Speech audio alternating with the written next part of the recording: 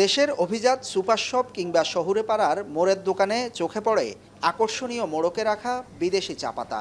আছে বিশ্বখ্যাত যুক্তরাজ্যের টুইনিংস, শ্রীলঙ্কার দিলমা ব্র্যান্ডের চা পাতাও। এছাড়া চীন, ভিয়েতনাম সহ নানা দেশ থেকে আমদানি হচ্ছে উচ্চমূল্যের এসব চা পাতা।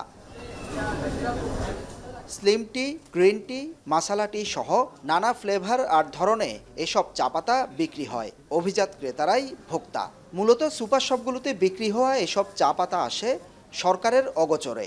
আমরা ডিরেক্ট ইম্পোর্টার থেকে নিই, ওরা আমাদেরকে প্রোভাইড করে এখানে আমরা আমাদের কাস্টমারদেরকে তারপর প্রোভাইড করি। আর যেগুলো দেশি চা পাতা আছে, দেশি ব্র্যান্ডগুলোর সাথে আমাদের ডিরেক্ট ডিল আছে, ওরা ডিরেক্ট আমাদেরকে দেয়, আমরা এখানে কাস্টমারদেরকে প্রোভাইড করি।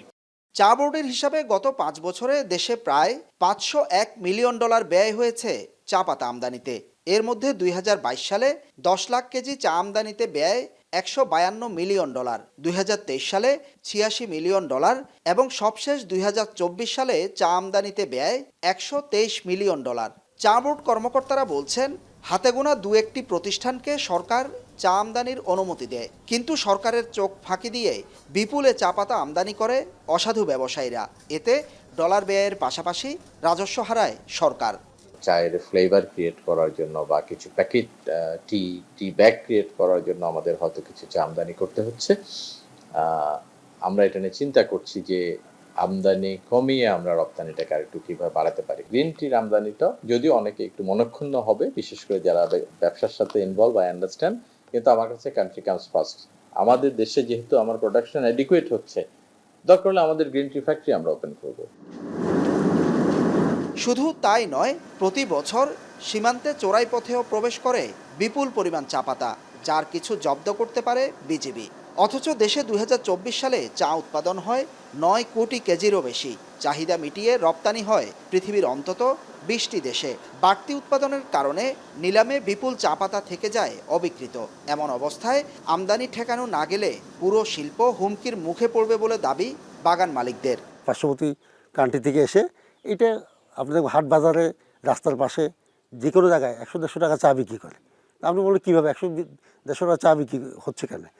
অনেকগুলো চা তো এখানে এই ইন্ডিয়া থেকে চলে আসতেছে ব্ল্যাক অবৈধ রাস্তায়। এগুলো হচ্ছে কি যে আপনি ইয়াতে চলে যাচ্ছে, মার্কেটে চলে যাচ্ছে। এভাবে চা আমদানি বাড়ার পেছনে সরকারের নীতিগত দুর্বলতা ও নজরদারির অভাবকে দুষছেন চা খাত সংশ্লিষ্টরা। আমদানি ঠেকাতে একই সাথে দেশে ভালো মানের চা পাতা উৎপাদনের দাবি তাদের।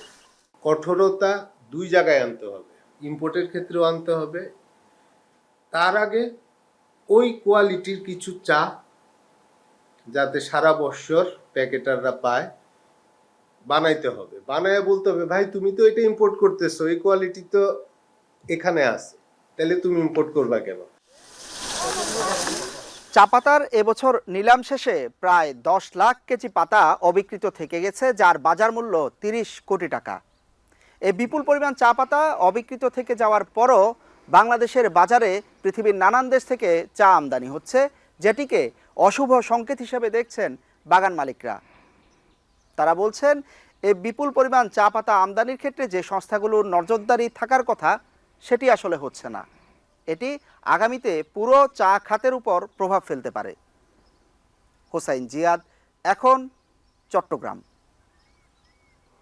একনল হ্যান্ড ওয়াশ 100% প্যারাবেন ফ্রি, তাই নিরাপদ হাতের জন্য আস্থা রাখুন একনলে।